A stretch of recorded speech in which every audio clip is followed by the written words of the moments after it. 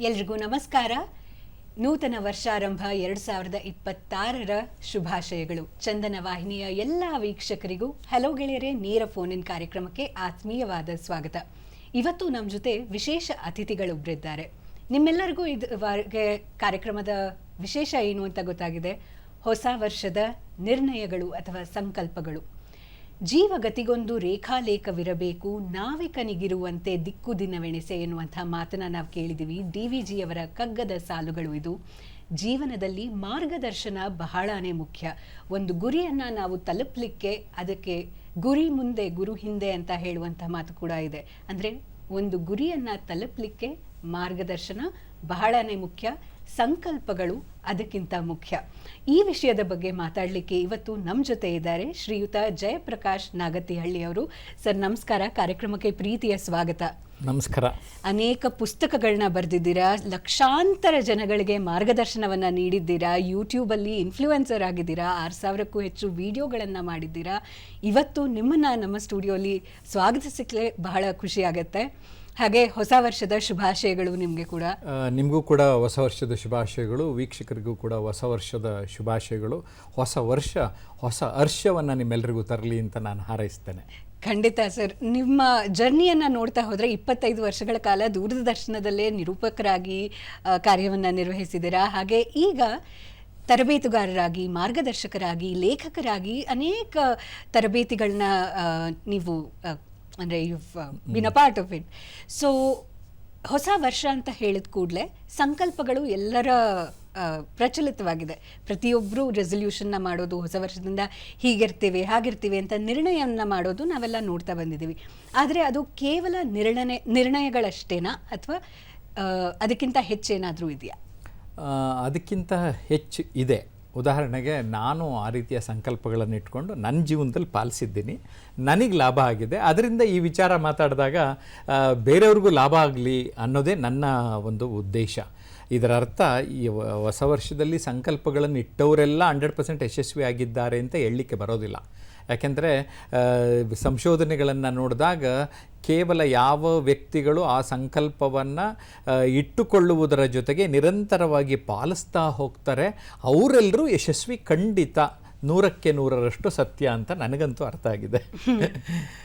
ಜೊತೆಗೆ ಕೆಲವರು ಒಂದು ಸ್ಪೀಡಲ್ಲಿ ಹೋಗ್ತಾ ಇರ್ತಾರೆ, ಆ ಸ್ಪೀಡನ್ನು 10x ಮಾಡ್ಕೋಬೋದು, ಅಂದರೆ 10 ಟೈಮ್ಸ್ ಮಲ್ಟಿಪ್ಲೈ ಮಾಡ್ಕೋಬೋದು ಅಂತ ಕೂಡ ನನಗೆ ಗೊತ್ತಾಗಿದೆ. ಸೊ ಎಲ್ರಿಗೂ ಇರೋದು ಸಮಯ ಒಂದೇ, ಆದರೆ ನಾವು ಹೇಗೆ ಅದನ್ನು ಕಳೀತೇವೆ, ಹೇಗೆ ಅದನ್ನು ವಿನಿಯೋಗಿಸಿ ನನಗೇನು ಬೇಕೋ ಅದ್ರ ಕಡೆಗೆ ಗಮನ ಕೊಡೋದಿದೆಯಲ್ಲ, ಅಲ್ಲಿ ಈ ಒಂದು ಪರಿವರ್ತನೆ ಅನ್ನೋದು ಆಗೋದು. ಓಕೆ. ಈಗ ಹೊಸ ವರ್ಷ ಅಂದಾಗ ಹೊಸ ಹುರುಪಿನೊಂದಿಗೆ, ಹೊಸ ಚೈತನ್ಯದೊಂದಿಗೆ ಜಿಮ್ ಸಬ್ಸ್ಕ್ರಿಪ್ಷನ್ ಆಗಿರ್ಬೋದು, ವಾಕಿಂಗ್ ಆಗಿರ್ಬೋದು, ಹೆಲ್ತ್ ಬಗ್ಗೆ ಗಮನ ವಹಿಸೋದಾಗಿರ್ಬೋದು, ಇದೆಲ್ಲ ಶುರುವಾಗುತ್ತೆ. ಆದರೆ ನಿಜವಾಗ್ಲೂ ಹೊಸ ವರ್ಷ ಹೊಸದಾಗಿರಬೇಕಾದ್ರೆ ಇರುವಂತಹ ಅಥವಾ ಮಾಡಬೇಕಾದಂತಹ ಬದಲಾವಣೆ ಏನು? ನಾವು ಇದು ಹೇಗೆ ಅಂದರೆ ಆ್ಯಕ್ಚುಲಿ ಸೋಡಾ ಬಾಟ್ಲ್ ಎಂಥೂಸಿಯಾಸಮ್ ಅಂತಾರೆ. ಸೋಡಾ ಬಾಟ್ಲು ತಕ್ಷಣ ಬುಸ್ ಅಂತ ಬರುತ್ತೆ, ಆಮೇಲೆ ಇಳಿದೋಗುತ್ತೆ ಅಂತ. ಅದು ಆ ಥರ ಜಾಸ್ತಿ ಆಗ್ತಾ ಇದೆಯಂತೆ. ನಾವು ಈ ಕಾರ್ಯಕ್ರಮ ಮಾಡ್ತಾ ಇರೋ ಉದ್ದೇಶ ಏನು ಅಂದರೆ ಆ ಥರ ಆಗಬಾರದು ಅಂತಲೇ ನಾವು ನೀವು ಚರ್ಚೆ ಮಾಡಿ ಇಡೀ ಕಾರ್ಯಕ್ರಮ ನೋಡಿ ಅವ್ರುಗಳು ಪ್ರಶ್ನೆ ಕೇಳಿದ್ರೆ ನಾನು ನನ್ನ ಅನುಭವದಲ್ಲಿ ನಾನೇನು ಮಾಡಿಕೊಂಡೆ, ನನಗೆ ಹೇಗೆ ಲಾಭ ಆಯಿತು ಅಂತ ಹೇಳ್ತಾ ಹೋಗ್ತೀನಿ. ಆಮೇಲೆ ಸಂಕಲ್ಪ ಅಂದರೆ ನಾನು ದೃಢವಾಗಿ ಮನಸ್ಸು ಮಾಡಬೇಕು. ಈ ಹೊಸತನ, ನಾವೀನ್ಯತೆ ಯಾವಾಗಲೂ ಒಂಥರ ಖುಷಿ ಆಗುತ್ತೆ, ಸಂತೋಷ ಆಗ್ತದೆ. ಒಂದು ಸ್ವಲ್ಪ ಈಗ ನಾನು ಯಾವಾಗಲೂ ಪ್ಯಾಂಟು ಶರ್ಟ್ ಹಾಕೋನು, ಇವತ್ತೊಂದು ಸ್ವಲ್ಪ ಬೇರೆ ಥರದ ಉಡುಪು ಹಾಕಿದ್ದಕ್ಕೇ ಏನೋ ಒಂದು ಸ್ವಲ್ಪ ಬದಲಾವಣೆ ಅಂತ ಅನಿಸುತ್ತೆ. ಸೊ ನಮಗದು ಎಲ್ಲ ಕ್ಷೇತ್ರಗಳಲ್ಲಿ ಸಾಧ್ಯ ಅನ್ನೋದನ್ನು ಮನವರಿಕೆ ಮಾಡಿಕೊಡೋದಕ್ಕೆ ಬಯಸಿದ್ದೇನೆ. ಓಕೆ. ಸೊ ಹೇಗಾಗತ್ತೆ ಇದು ಸಾಧ್ಯ? ಹೇಗೆ? ಮೊದಲನೇ ಹೆಜ್ಜೆ ಏನು? ಬದಲಾವಣೆಯ ಮೊದಲನೇ ಹೆಜ್ಜೆ ಯಾವುದು? ನಾವು ಮನಸ್ಸು ಮಾಡಬೇಕು. ಅದನ್ನು ಮೈಂಡ್ ಸೆಟ್ ಅಂತೀವಿ ಆ್ಯಕ್ಚುಲಿ. ನಾವು ನಮ್ಮ ಮನಸ್ಸನ್ನು ಹೇಗೆ ಸೆಟ್ ಮಾಡ್ಕೊಳ್ತೀವಿ ಅಂತ. ನಾನು ನಮ್ಮ ದೂರದರ್ಶನದ ಆ್ಯಂಟೆನಾ ಕಥೆನೇ ಹೇಳ್ತೇನೆ. ನಮ್ಮ ದೂರದರ್ಶನದ ಆ್ಯಂಟೆನಾ ಮನೆ ಮೇಲೆ ಕಳಿಸ್ಬಿಟ್ಟು ನೋಡ್ರಿ correct direction, T V station ಯಾವ ಕಡೆ ಇದೆ ಆ ಡೈರೆಕ್ಷನ್ಗೆ ತಿರುಗಿಸಿ ಅಂತ ಒಬ್ರ ಮೇಲೆ ಕಳಿಸ್ಬಿಟ್ಟು ಮನೆ ಒಳಗಡೆ ಇನ್ನೊಬ್ಬರು ಒಂದು ಸ್ವಲ್ಪ ಎಡಕ್ಕೆ ಒಂದು ಸ್ವಲ್ಪ ಬಲಕ್ಕೆ ಅಂತ ಇದ್ರು, ನೆನಪಿದೆ ಅನಿಸುತ್ತೆ. ಈಗಲೂ ಕೆಲವು ಕಡೆ ಮಾಡ್ತಾ ಇರ್ಬೋದೇನೋ. ಅದೇನದ್ರ ಅರ್ಥ, ಅದೊಂದು ಡೈರೆಕ್ಷನ್ ಅಂತ, ಆ ನಿರ್ದೇಶನ ಅಂತ. ನಾವದು ಉದಾಹರಣೆ ಕೊಡೋದಾದರೆ ಕಂಪಾಸ್ ಅಂತ. ಬದುಕಿನ ಉದ್ದೇಶ ಅರ್ಥ ಮಾಡ್ಕೊಳ್ಳೋದನ್ನೇ ನಿರ್ದೇಶನ. ಯಾವ ದಾರಿನಲ್ಲಿ ನಾನು ಹೋಗಬೇಕಂತ ಡಿಸೈಡ್ ಮಾಡ್ತೀನಿ. ಆ ನಿರ್ದೇಶನ ತುಂಬ ಪ್ರಥಮ ಒಂದು ಅಂಶ ಅಂತ ನಾನು ಹೇಳ್ತೇನೆ. ಫಸ್ಟ್ ಸ್ಟೆಪ್ ಏನು ಅಂದರೆ, ನಾನು ಯಾವ ದಿಕ್ಕಿನಲ್ಲಿ ಹೋಗಬೇಕು, ಯಾವ ದಿಕ್ಕಂತ ಗೊತ್ತಾದರೆ ಆಮೇಲೆ ಎಲ್ಲಿ ಹೋಗಬೇಕು, ಹೇಗೆ ಹೋಗಬೇಕು ಕಂಡಿಡ್ಕೊಂಡು ಹೋಗೋದಕ್ಕೆ ಸಾಧ್ಯ. ಓಕೆ. ಈ ಇತ್ತೀಚಿನ ದಿನಗಳಲ್ಲಿ ಜೆನ್ಜಿ ಅಂತ ನಾವೇನು ಹೇಳ್ತೀವಿ, ಇವತ್ತಿಗೆ ಬದುಕೋದನ್ನ ಅಭ್ಯಾಸ ಮಾಡ್ತಾ ಬಂದಿದ್ದಾರೆ. ಇವತ್ತಿಗೆ ಬದುಕೋದು ಮುಖ್ಯನಾ, ಅಥವಾ ಒಂದು 365 ದಿನ, ಒಂದು ವರ್ಷದ ಪ್ಲಾನ್ ಇಟ್ಕೊಂಡು, ಒಂದು ಗುರಿ ಇಟ್ಕೊಂಡು ಅದರ ಎಡೆಗೆ ನಡೆಯೋದು ಮುಖ್ಯನಾ? ನಾನು ಒಂದು 20 ವರ್ಷದಿಂದ ಟೈಮ್ ಮ್ಯಾನೇಜ್ಮೆಂಟ್ ಫಾಲೋ ಮಾಡ್ತಾ ಇದ್ದೀನಿ. ಸಮಯನ ಅರ್ಥ ಮಾಡ್ಕೊಳ್ಳೋಕೆ ಪ್ರಯತ್ನ ಪಡ್ತಾ ಇದ್ದೇನೆ. ನನಗೆ 99.9% ಇದುವರೆಗೆ ನನ್ನ ಎಲ್ಲ ಕಾರ್ಯಕ್ರಮಗಳಿಗೆ ಸಮಯಕ್ಕೆ ಸರಿಯಾಗಿ ಹೋಗಿದ್ದೀನಿ. ಎಲ್ಲೋ ವೆರಿ ಎಮರ್ಜೆನ್ಸಿ, ವೆರಿ ರೇರ್. ಅದರ ಅರ್ಥ ಏನು ಅಂದರೆ, ನಾನು ಸಮಯ ಪಾಲನೆ ಮಾಡಲೇಬೇಕಂದ್ರೆ ಅದನ್ನು ಮಾಡೋದಕ್ಕೆ ಸಾಧ್ಯತೆ ಇದೆ. ನೀವು ಹೇಳಿದ್ರಿ ಜೆನ್ಜಿ ಇವತ್ತಿನಷ್ಟೇ ಫಾಲೋ ಮಾಡ್ತಾರೆ ಅಂತ, ಆದರೆ ನಾನು ಕೂಡ ಹೇಳೋಕೊಡ್ತೇನೆ, ಇವತ್ತು ಅನ್ನೋದು ತುಂಬ ಇಂಪಾರ್ಟೆಂಟು. ನಿಮ್ಮ ಇಡೀ ಟೈಮ್ನ ಮ್ಯಾನೇಜ್ ಮಾಡಬೇಕಂದ್ರೆ ಸುಮ್ಮನೆ ಇದು ಹುಟ್ಟು ಮತ್ತು ಸಾವು ಅಂತ ಇದೆ, date of birth, date of death, ಇದರ ನಡುವೆ life. Time is equal to life ಅಂತಲೇ ಹೇಳ್ತಾನೆ. ಸಮಯ ಅದರ ಈಸ್ ಈಕ್ವಲ್ ಟು ನಮ್ಮ ಬದುಕು. ಅದನ್ನು ಅರ್ಥ ಮಾಡ್ಕೊಂಡ್ಬಿಡ್ಬೇಕು. ಆದರೆ ಕೇಳ್ತಾರೆ, ಇಡೀ ಲೈಫ್ನ ನಾವು ಕಂಟ್ರೋಲ್ ಮಾಡೋಕ್ಕಾಗುತ್ತಾ ಅಂತ ಕೇಳ್ತಾರೆ. ಆಗಲ್ಲ ಅಂತಲೇ ಎಲ್ಲರೂ ಹೇಳ್ತಾರೆ. ಆದರೆ ಒಂದು ದಿನವನ್ನು ಒಮ್ಮೆಗೆ ಕಳೆದರೆ ಖಂಡಿತ ಸಾಧ್ಯ ಅಂತ ನನಗೆ ಅರ್ಥ ಆಗಿದೆ.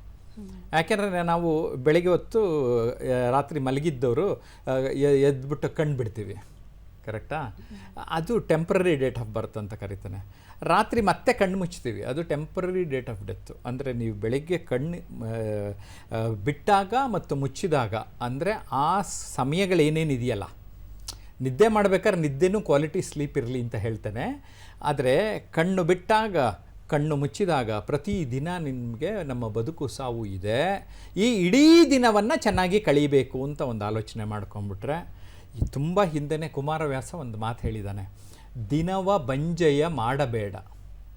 ಅಂದರೆ ನಮ್ಮದು ಪ್ರೊಡಕ್ಟಿವ್ ಇರಬೇಕು, ಪ್ರೊಡಕ್ಟಿವಿಟಿ ಇರಬೇಕು, ಪ್ರತಿದಿನ ನಾನು ಚೆನ್ನಾಗಿ ಕಳೀಬೇಕು, ಅದನ್ನು ಆದ್ಯತೆಯಿಂದ ಕಳೀಬೇಕು ಅಂತಲೇ ನಾವು ಹೇಳ್ತೇವೆ. ಮತ್ತು ಒಂದು ದಿನನ ಕಂಟ್ರೋಲ್ ಮಾಡೋದು ತುಂಬ ಸುಲಭ.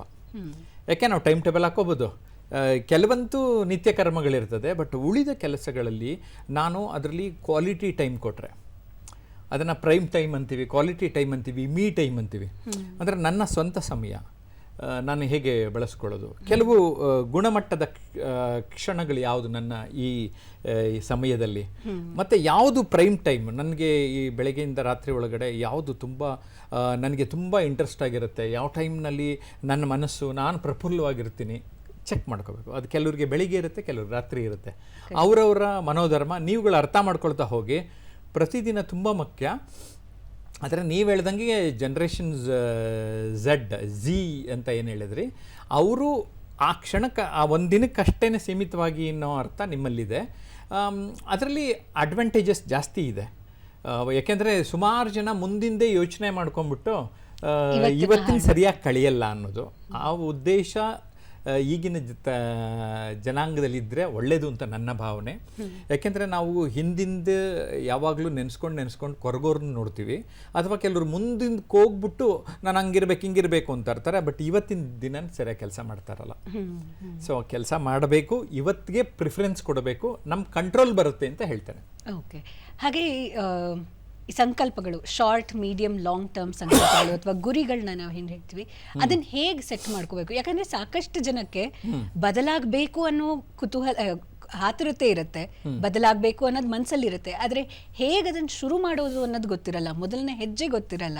ಅದಕ್ಕೆ ಏನು ಹೇಳಕ್ಕೆ ಇಷ್ಟ? ಅದಕ್ಕೆ ಮೊದಲು ಈ ರೀತಿ ಇದೆ ಅಂತ ಭಾವಿಸ್ಬಿಡ್ಬೇಕು. ಈಗ ನಾನು ಹೊಸ ವರ್ಷದ ಬಗ್ಗೆ ಮಾತಾಡ್ತಾ ಇರೋದ್ರಿಂದ, ಈಗ ಉದಾಹರಣೆಗೆ ನನ್ನ ಹತ್ರ 12 ತಿಂಗಳಿದೆ.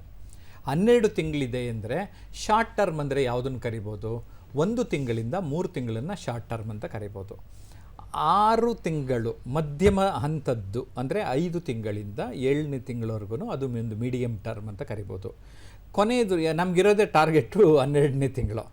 ಸೊ ಅದು ಈ ವರ್ಷದ ಲಾಂಗ್ ಟರ್ಮು, ಈ ವರ್ಷದ ಶಾರ್ಟ್ ಟರ್ಮು, ಈ ವರ್ಷದ ಮೀಡಿಯಮ್ ಟರ್ಮು.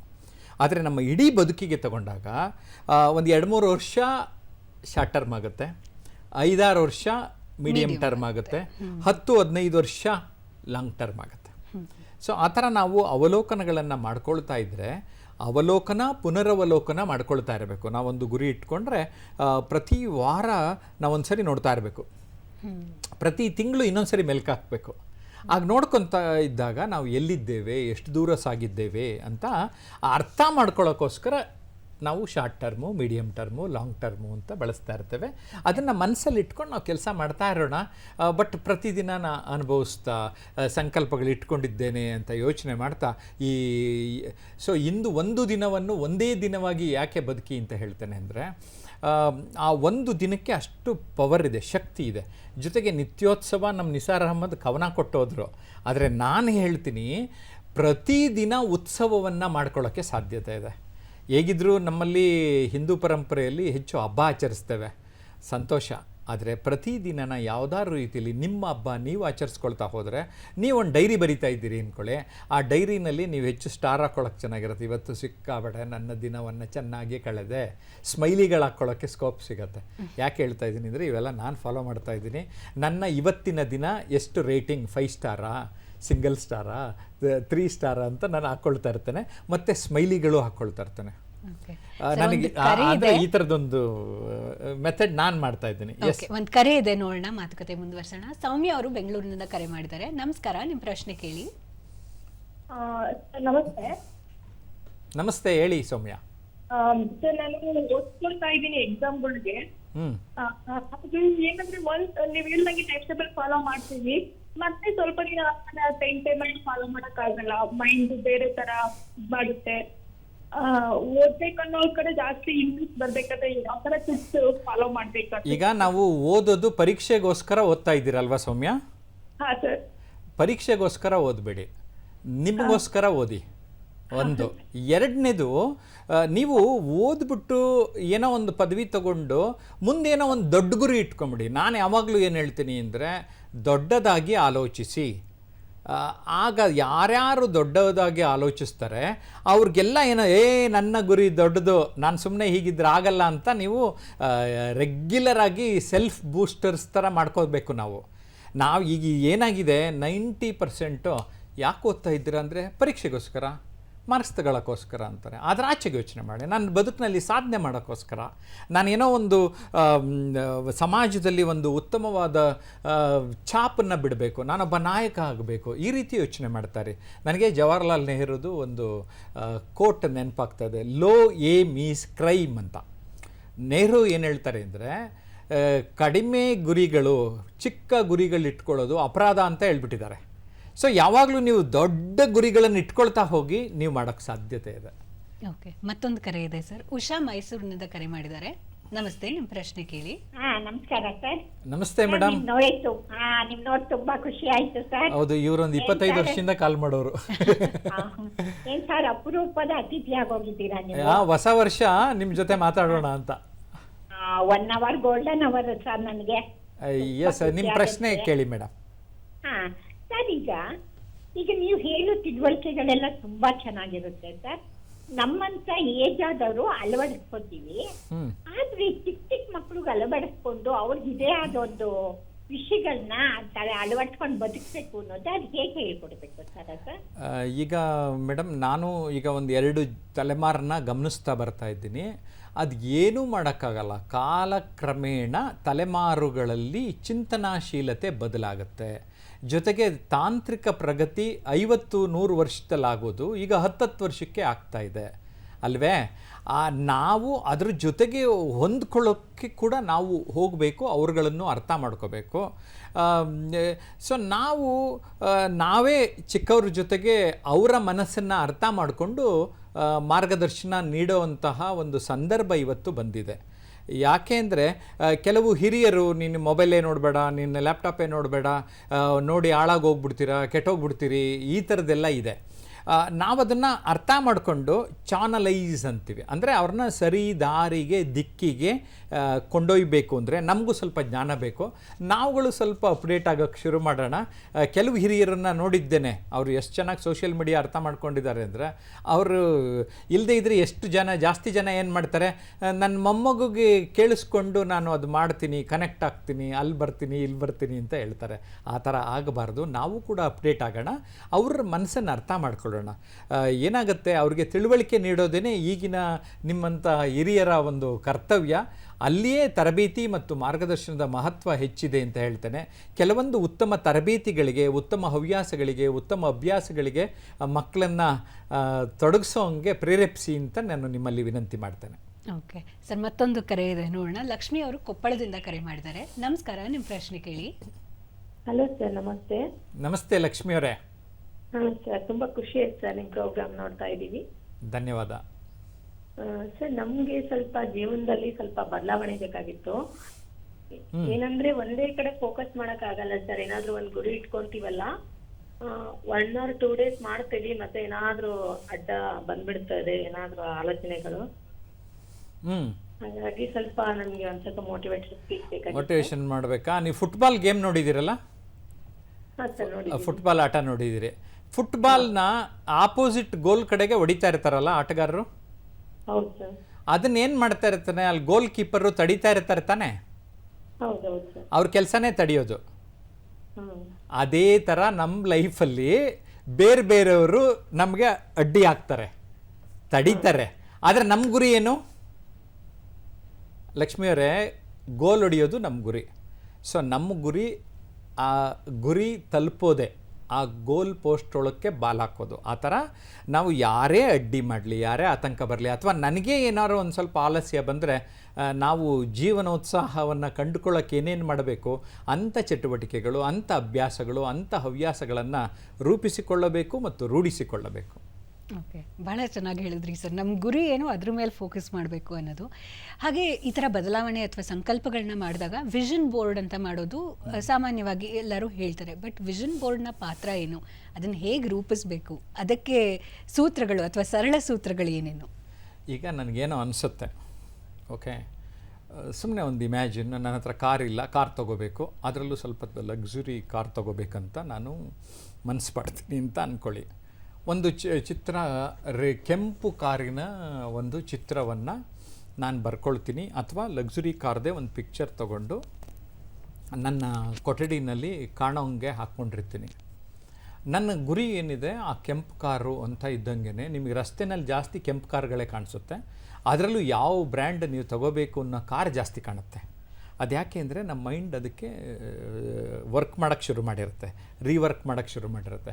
ಸರಿ, ನಾನು ಆ ಕಾರ್ ತೊಗೋಬೇಕಾದ್ರೆ ಹೇಗೆ ತೊಗೋಬೇಕು, ನಾನು ಕಂಪ್ಲೀಟ್ ಹಣನ ರೆಡಿ ಮಾಡ್ಕೊಂಡು ಪೂರ್ತಿ ತೊಗೊಳ್ಳ, EMIಲಿ ತೊಗೊಳ್ಳ, ಒಟ್ಟಿನಲ್ಲಿ ತೊಗೋಬೇಕು. ನಾನು ಅದಕ್ಕಿಂತ ಮುಂಚೆ ನನಗೆ ಡ್ರೈವಿಂಗ್ ಬರುತ್ತಾ ನೋಡ್ಕೋಬೇಕು.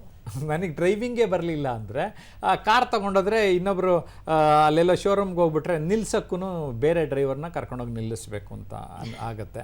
ಸೊ ನಾನು ಅದರ ಅರ್ಥ ನಾನಲ್ಲಿ ಒಂದು ಸ್ಕಿಲ್ ಕಲಿಬೇಕು, ಅದು ಡ್ರೈವಿಂಗು ಸ್ಕಿಲ್ ಆಯಿತು. ಮತ್ತು ಹಣನ ಹೇಗೆ ಹೊಂದಿಸ್ಕೋಬೇಕು, ಆ ಹಣಕಾಸಿನ ಯೋಜನೆ, ಅದು ಎಗೈನ್ ಪ್ಲ್ಯಾನಿಂಗು, ಅದು ಒಂದು ಸ್ಕಿಲ್ಲು. ಅದನ್ನು ರೆಡಿ ಮಾಡಿಕೊಂಡು ಹೋಗ್ತಾ ಇದ್ದರೆ ಅಫರ್ಮೇಷನ್ಸ್ ಅಂತೀವಿ, ದೃಢೀಕರಣಗಳು ಅಂತ. ನಮ್ಮ ಮನಸ್ಸು ನಮ್ಮ ದೃಢೀಕರಣಗಳು ಮಾಡಿಕೊಂಡಾಗ ನಮಗೆ ಸಪೋರ್ಟ್ ಮಾಡ್ತಾ ಹೋಗುತ್ತೆ. ಪ್ರತಿದಿನ ನಾವು ಯಾವುದೋ ಚಟುವಟಿಕೆಯಲ್ಲಿ ಮಾಡ್ತಾಯಿದ್ರೆ ಅದು ಹೆಲ್ಪ್ ಮಾಡುತ್ತೆ. ಎರಡನೇದು, ಈ ವಿಷನ್ ಅಂದಾಗ ಅದು ವಿಜುವಲೈಸೇಷನ್ ಅಂತ. ನಾನು ಯಾವುದೋ ಒಂದು ಕಾರ್ದು ಯೋಚನೆ ಮಾಡ್ತಾಯಿದ್ರೆ ನಾನು ಸ್ವಲ್ಪ ಹಿಂಗೆ ಕಣ್ಣು ಮುಚ್ಚಿದ್ರೂ ಸಾಕು, ಆ ಕಾರ್ ನನ್ನ ಕಣ್ಣು ಮುಂದೆ ಬರ್ತಾ ಇರುತ್ತೆ. ಆ ವಿಜುವಲೈಸೇಷನ್ನು ನನಗೆ ತುಂಬ ಸಹಾಯ ಮಾಡುತ್ತೆ. ಮ್ಯಾನಿಫೆಸ್ಟೇಷನ್ ಅಂತ ಕೂಡ ಕರೀತಾರೆ. ಅಂದರೆ ನೀವು ಇವತ್ತು ಏನು ಅಂದುಕೊಳ್ಳುತ್ತೀರೋ ಅದು ಸಾಧ್ಯತೆ ಇದೆ ಅನ್ನೋವಂಥದ್ದನ್ನು ನಿಮಗೆ ಅರ್ಥ ಮಾಡ್ಸೋಕ್ಕೆ ಪ್ರಯತ್ನ ಪಡ್ತಾ ಇದ್ದೇನೆ. ಯಾಕೆಂದರೆ ಬಿತ್ತಿದಂತೆ ಬೆಳೆ ಅಂತ ಒಂದು ಮಾತಿದೆ ಅಲ್ವಾ?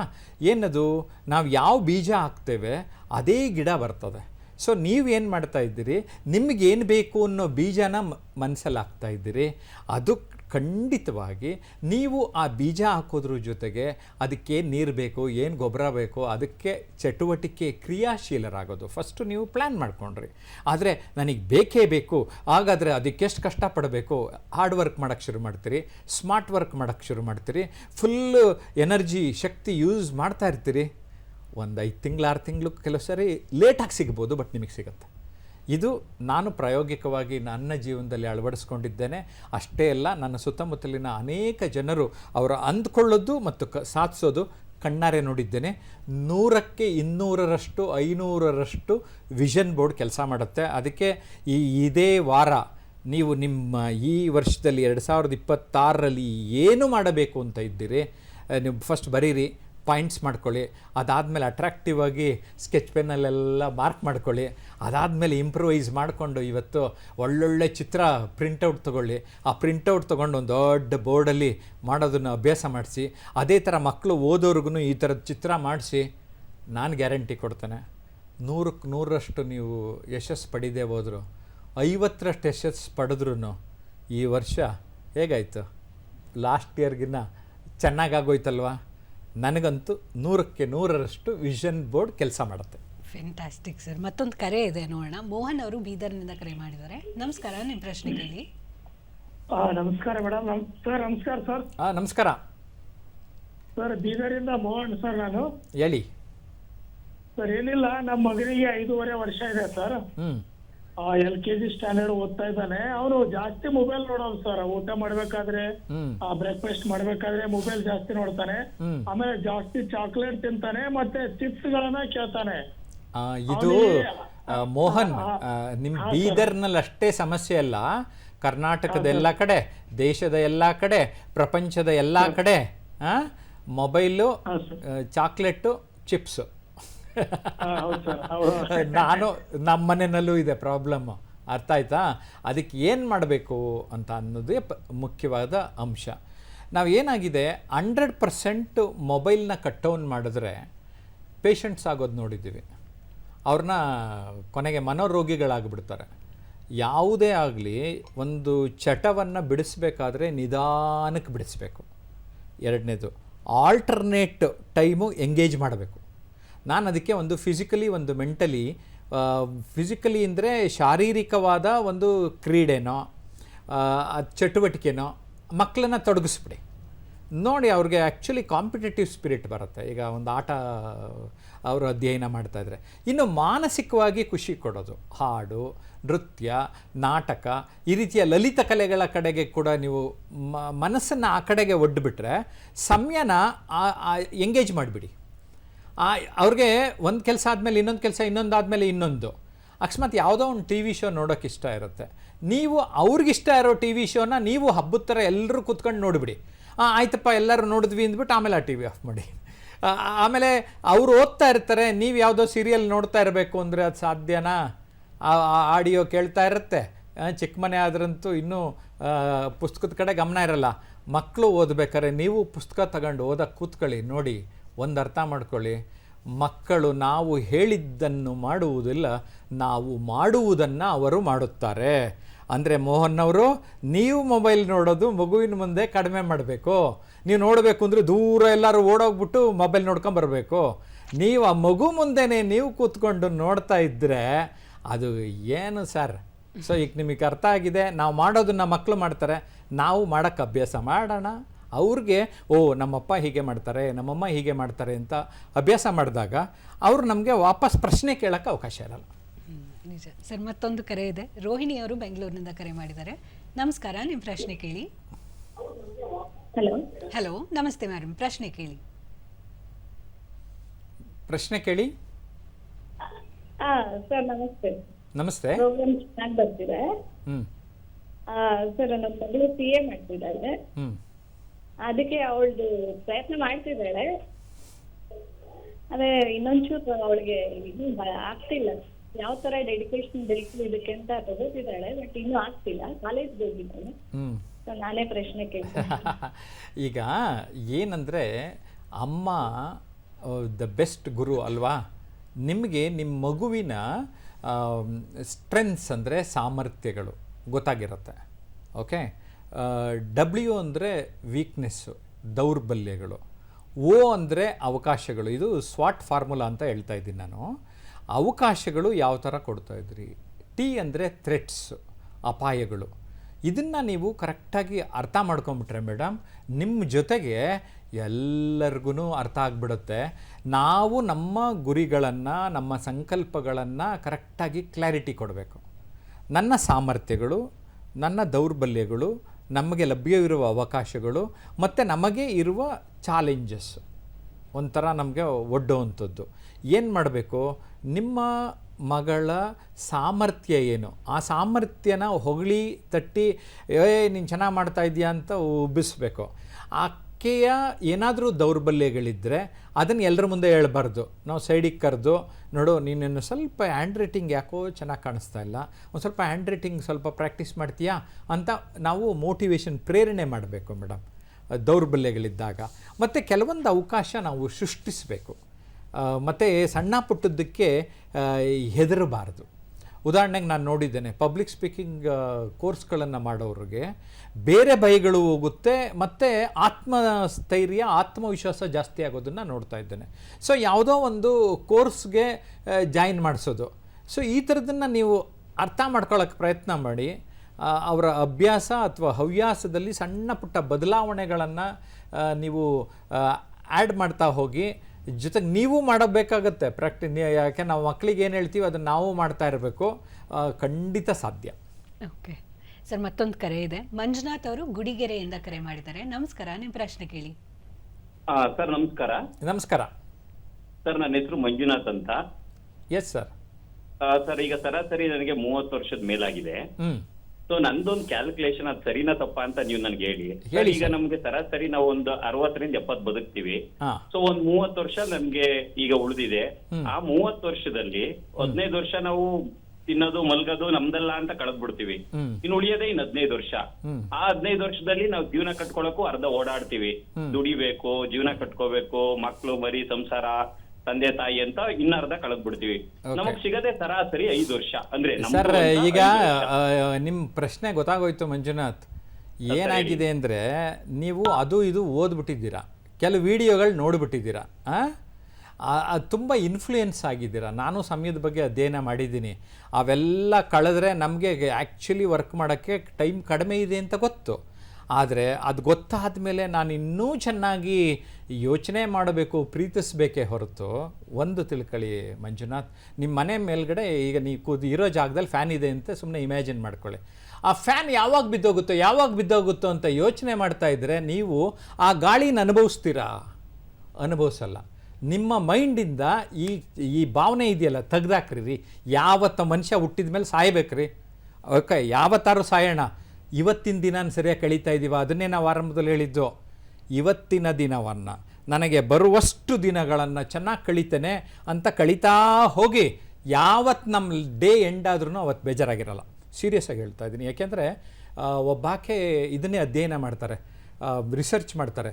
ಇನ್ನೇನು ಸಾಯಬೇಕು, 1 ಅವರಲ್ಲಿ ಸಾಯೋವ್ರನ್ನೇ ಹುಡ್ಕೊಂಡು ಹೋಗಿ ಕೇಳ್ತಾರೆ, ಏನು ನಿಮ್ಮ ಲೈಫ್ ಹೆಂಗಿತ್ತು ಅಂದರೆ, ಮೇಡಮ್ ಇನ್ನೂ ಚೆನ್ನಾಗಿ ನಾನು ಕಳಿಬೋದಾಗಿತ್ತು, ಇನ್ನೊಂದು ಸ್ವಲ್ಪ ಫ್ರೆಂಡ್ಸ್ ಮಾಡ್ಕೋಬೋದಾಗಿತ್ತು, ಇನ್ನೊಂದು ಸ್ವಲ್ಪ ಲೈಫ್ನ ಅನುಭವಿಸ್ಬೋದಾಗಿತ್ತು ಅಂತ ಹೇಳಿದ್ರಂತೆ. ಸೊ ಈಗಲೇ ಇವತ್ತೇ ಲಾಸ್ಟ್ ಡೇಟ್ ಅಂದ್ಕೊಂಡು ಹೆಂಗೆ ಅಂದರೆ, we have to live as if there is no tomorrow ಅಂತ ಒಂದು ಮಾತಿದೆ.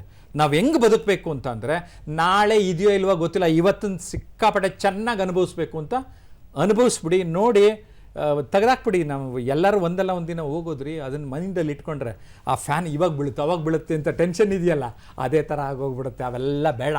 ಆ ಪ್ರಳಯದ ಕಾಲದಲ್ಲಿ ಪ್ರಳಯ ಆಗೋಗುತ್ತೆ ಅಂದಾಗ ಎಷ್ಟೋ ಜನ ನಿಮ್ಮಂಗೆ ಯೋಚನೆ ಮಾಡಿಬಿಟ್ರು. ಆಮೇಲೆ ಚಲನಚಿತ್ರಗಳು ಬಂದೋಯ್ತು. ಆಮೇಲೆ ಏನು ಗೊತ್ತಾ, ನಾನು ಆ ತಪ್ಪು ಮಾಡಿದ್ದೆ, ಅವ್ರ ಜೊತೆ ಸಹವಾಸ ಮಾಡಿದ್ದೆ, ಇವ್ರ ಜೊತೆ ಸಹವಾಸ ಮಾಡಿದ್ದೆ ಅಂತ ಎಲ್ಲ ಹೇಳ್ಕೊಂಬಿಟ್ಟು ಇನ್ನೇನು ಬೆಳಿಗ್ಗೆ ಸತ್ತೋಗ್ತೀವಲ್ಲ ಅಂತ ಎಲ್ಲ ಮಲಕ್ಕತ್ತಾರೆ. ಬೆಳಿಗ್ಗೆ ಎದ್ದು ನೋಡ್ತಾರೆ ಎಲ್ಲರೂ ಹಾಗೆ ಬದುಕ್ಬಿಟ್ಟಿದ್ದಾರೆ. ಅಯ್ಯೋ, ನಾನು ಒಳಗುಟ್ಟೆಲ್ಲ ಬಿಟ್ಕೊಟ್ಬಿಟ್ವಲ್ಲ ಅಂತ ಯೋಚನೆ ಮಾಡ್ತಾರೆ. ನೀವು ಹಂಗೆ ಮಾಡ್ಕೋಬೇಡ್ರಿ. ಇರುತ್ತೆ ಬದುಕು, ಯಾವತ್ತು ಎಂಡಾಗುತ್ತಾ ಆಗಲಿ, ಡೋಂಟ್ ವರಿ. ಓಕೆ, ಸುಮಾರು ಜನ ಈ ಥರ ಅನವಶ್ಯಕವಾದ ಯೋಚನೆ ಮಾಡಿ ಲೈಫ್ನ ಎಂಜಾಯ್ ಮಾಡ್ತಾ ಇಲ್ಲ. ಓಕೆ, ಜೀವನ ಉತ್ಸಾಹ ಮಾಡ್ಕೊಳ್ಳಿ. Thank you.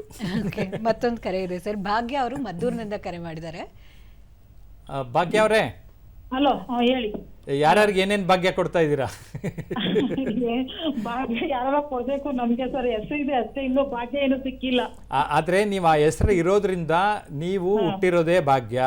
ನಿಮಗೆ ಏನು ಜೀವನದಲ್ಲಿ ಆಗಿದೆಯೋ ಅದೇ ಭಾಗ್ಯ. ನಾವು ಏನಾಗಿದೆ ಗೊತ್ತಾ, ನಮ್ಗೆ ಏನಿದೆ ಅದನ್ನ ಬಿಟ್ಬಿಡ್ತೀವಿ ಮೇಡಮ್. ನನ್ಗೆ ಏನಿಲ್ಲ ಅದಿಟ್ಕೊಂಡು ಕೊರಗೋದು ಅಲ್ವಾ? ಪ್ರಶ್ನೆ ಕೇಳಿ. ಅಲ್ಲ, ಅಲ್ಲಿಂದನೇ ಅವ್ರಿಗೆ ಉತ್ತರ ಸಿಕ್ತು. ಹೇಳಿ. ಆದ್ರೆ ಈಗ ನಾನೇನಂದ್ರೆ, ನಮ್ಮ ಮಕ್ಳನ್ನ ನಾವು ಓದ್ಲಿಲ್ಲ, ನಮ್ಮ ಮಕ್ಳು ಓದಿಸ್ಬೇಕಂತ ಆಸೆ ಪಡ್ತಾ ಇದ್ದೀನಿ. ಇಬ್ರು ಓದಿದಾರೆ, ಡಿಗ್ರಿ ಮಾಡ್ತಾ ಇದ್ದಾರೆ, BSc ನರ್ಸಿಂಗ್ ದೊಡ್ಡ ಮಗುನ್ ಮುಗೀತು. ಅವನು DC ಆಗ್ಬೇಕು ಅಂತ ಆಸೆ ಪಡ್ತಾ ಇದ್ದಾನೆ. ಅದನ್ನ ಸೇರ್ಸ್ಬೇಕು ಒಂದು ಜಾಗಕ್ಕೆ. ಅದಕ್ಕೆ ಎಜುಕೇಶನ್ ಹೆಂಗ್ ಮಾಡ್ಸೋದು ಅಂತ, ಯಾವ ರೀತಿ ಅಂತ. DC ಆಗಬೇಕು ಅಂದರೆ IAS ಮಾಡಬೇಕು, ಇಲ್ಲ KS ಮಾಡಿಸ್ಬೇಕು, ಕರೆಕ್ಟಾ? ಅದನ್ನ ಓದ್ತಾ ಹೌದು. ಅದೇನು, ನೀವು ಬರೀ ಪುಸ್ತಕ ಪಾಠ ಟೆಕ್ಸ್ಟ್ ಬುಕ್ ಓದಿಸ್ದಂಗಲ್ಲ. ಸ್ಟಾರ್ಟಿಂಗಿಂದನೇ ನ್ಯೂಸ್ ಪೇಪರ್ ಕೊಡಬೇಕು, ಈಗ ದೂರದರ್ಶನ್ ನ್ಯೂಸ್ನ ನೋಡಿಸ್ಬೇಕು, ಕಾಂಪಿಟೇಟಿವ್ ಎಕ್ಸಾಮ್ ರಿಲೇಟೆಡ್ ಬುಕ್ಸ್ಗಳನ್ನು ಓದಬೇಕು. ಇವಾಗ ಸೋಷಿಯಲ್ ಮೀಡಿಯಾನಲ್ಲೂ ಸಿಕ್ಕಾಪಟ್ಟೆ ಮಾಹಿತಿ ಇದೆ. ಇದು ರೆಗ್ಯುಲರಾಗಿ ಓದ್ದಂಗಲ್ಲ ಮೇಡಮ್, ಅದರ 5 ಪಟ್ಟು 10 ಪಟ್ಟು ಮಕ್ಕಳ ಮನಸ್ಥಿತಿಯನ್ನೇ ಬದಲಾಯಿಸಬೇಕು. ನೀವು ಅಂಥ ಸುಂದರ ವಾತಾವರಣವನ್ನು ನಿರ್ಮಾಣ ಮಾಡಬೇಕು. ಆಮೇಲೆ ಒಂದು ತಿಳ್ಕೊಳ್ಳಿ, ನಾವೆಲ್ಲ ಅಲ್ಲಿ ಪರ್ಸೆಂಟೇಜು ತುಂಬ ಕಡಿಮೆ, ಏನು 100% ತೇರ್ಗಡೆ ಆಗೋದು. ನಾನೇನು ಗುರುತಿಸಿದ್ದೀನಿ ಅಂದರೆ, ಎಷ್ಟೊಂದು ಜನ IAS KS ಮಾಡಬೇಕು ಅಂತ ಹೋದವರು ಅದಾಗಲಿಲ್ಲ ಅಂದರೂ ಆ ಆಫೀಸರ್ ಆಗ್ತಾ ಇದ್ರಲ್ಲ, ಅದಕ್ಕಿಂತ 10ರಷ್ಟು ಜೀವನದಲ್ಲಿ ಬೆಳೆದಿರೋರನ್ನ ನಾನು ನೋಡಿದ್ದೀನಿ. ನೀವು ಅಪ್ಪ ಅಮ್ಮ ಹಿಡ್ಕೊಂಡು ನೀನು ಅದೇ ಆಗಬೇಕು ಇದೇ ಆಗಬೇಕು ಅಂದರೆ ಅದಾಗೋದಿಲ್ಲ. ಅವ್ರಿಗೆ ಅವಕಾಶ ಕೊಡಬೇಕು. ಜೊತೆಗೆ ಅವ್ರನ್ನ ಕೇಳಿದ್ದೀರಾ ನೀವು, ಅವ್ರೇನಿಷ್ಟ ಅಂತ? ಅವ್ರೇನಿಷ್ಟ ಕಂಡುಕೊಳ್ಳೋಕ್ಕೆ ನೀವು ಅವಕಾಶ ಮಾಡಿಕೊಡಿ, ಕೆಲವು ತರಬೇತಿ ಮಾರ್ಗದರ್ಶನ ನೀಡಿ. ಆಮೇಲೆ ಅವರಿಷ್ಟದ ಹಾಗೆ ಬಿಡಿ. ಅಪ್ಪ ಅಮ್ಮಂದಿರಿಗೆ ಒಂದು ಕಿವಿ ಮಾತು ಹೇಳಬೇಕು, ಅವರೇನೋ ಮಾಡೋಕ್ಕಾಗಿರಲ್ಲ, ಅದನ್ನು ಮಕ್ಕಳೇ ನೀವು ಮಾಡಿ ಅಂತ ಹೇರಬೇಡಿ. ಅವರಿಷ್ಟ ರೀ, ಅವ್ರ ಲೈಫು. ಅವ್ರ ಲೈಫಲ್ಲಿ ಅವ್ರೇನು ಮಾಡ್ಕೋಬೇಕು, ಅವ್ರಿಗಿಷ್ಟ ಇರೋದನ್ನು ಓದೋದಕ್ಕೆ ಒಂದು ಅವಕಾಶ ಮಾಡಿಕೊಡೋಣ. ಇವತ್ತು ಹಿಂದೆ ಅಂದರೆ ಸುಮ್ಮನೆ ಹೇರ್ತಾ ಇದ್ವಿ ನಾವು ನಮ್ಮ ನಿರ್ಧಾರಗಳನ್ನು. ಅವರ ಬದುಕಿನಲ್ಲಿ ಈವನ್ ಲೈಫ್ ಪಾರ್ಟ್ನರ್ಗೂ ಅಷ್ಟೇ ನಾವು ಹೇರಬಾರ್ದು. ಅವ್ರಿಗೊಂದು ಪ್ರೀತಿ ವಿಶ್ವಾಸ ಕೊಟ್ಟು ಅವರು ಆರಿಸ್ಕೊಳ್ಳೋಕ್ಕೆ, ಡಿಸಿಷನ್ ಮೇಕರ್ಸ್ ಆಗೋದಕ್ಕೆ ಅವ್ರಿಗೆ ಶಕ್ತಿ ಸಾಮರ್ಥ್ಯ ತಾಕತ್ತನ್ನು ತುಂಬಿ ಅಂತ ಹೇಳಕ್ಕೆ ಇಷ್ಟಪಡ್ತೀನಿ. ಓಕೆ ಸರ್, ಮತ್ತೊಂದು ಕರೆ ಇದೆ. ಮಂಜುನಾಥ್ ಅವರು, ಮಲ್ಲಿಕಾರ್ಜುನ್ ಅವರು ಶಿವಮೊಗ್ಗದಿಂದ ಕರೆ ಮಾಡಿದ್ದಾರೆ. ಹಲೋ ಮೇಡಮ್ ನಮಸ್ತೆ. ನಮಸ್ತೆ, ನಿಮ್ಮ ಪ್ರಶ್ನೆ ಕೇಳಿ. ಸರ್ ನಮಸ್ತೆ ಸರ್. ನಮಸ್ತೆ, ಹೇಳಿ ಮಲ್ಲಿಕಾರ್ಜುನ್. ಸರ್ ನಾನು ಒಂದು ಡೂ ಇಟ್ ಟುಡೇ ಅಂತ ಒಂದು ಬುಕ್ ಓದಿದೆ ಸರ್. ಎಸ್. ಅದರಲ್ಲಿ ಸರ್ 1 ವರ್ಷಕ್ಕೆ 100 ಪುಸ್ತಕಗಳನ್ನ ಓದುವ ಸಂಕಲ್ಪ ಮಾಡಿ ಅಂತ ಕಳೆದ ವರ್ಷ ಓದಿದೆ ಸರ್ ನಾನು. ಆದ್ರೆ ನಾನು ಅಷ್ಟೊಂದು ಪುಸ್ತಕ ಓದಕ್ ಸಾಧ್ಯ ಆಗಿಲ್ಲ ಸರ್. ನಾನು ಏನಾದ್ರೂ ಸಾಧನೆ ಮಾಡ್ಬೋದಾ ಸರ್ 100 ಪುಸ್ತಕ ಓದಕ್ಕೆ? ಇಲ್ಲ, ಈಗ ನಾನು ಒಂದು 23 ಪುಸ್ತಕ ಬರೆದಿದ್ದೀನಿ. ಒಂದೇ ಪುಸ್ತಕ ಓದಿ ಉದ್ಧಾರ ಆದವರು ಇದ್ದಾರೆ. ಅರ್ಥ ಆಯ್ತಾ? ನೀವು 100 ಪುಸ್ತಕ ಓದಬೇಕು ಅಂತಾನೆ ಇಲ್ಲ, ಬರೀ ಓದಿದ್ರೆ ಉದ್ಧಾರ ಆಗಲ್ಲ. ಓದಿರ್ತಿರಲ್ಲ, ಅಲ್ಲಿ ಕಂಟೆಂಟ್ ಇರುತ್ತಲ್ಲ, ವಿಷಯ ಇರುತ್ತಲ್ಲ, ಆ ವಿಷಯ ಫಸ್ಟು ನಿಮ್ಗೆ ಏನು ಬೇಕು ಅಂತ ನೋಟ್ ಪ್ಯಾಡಲ್ಲಿ ಬರ್ಕೊಳ್ಳಿ.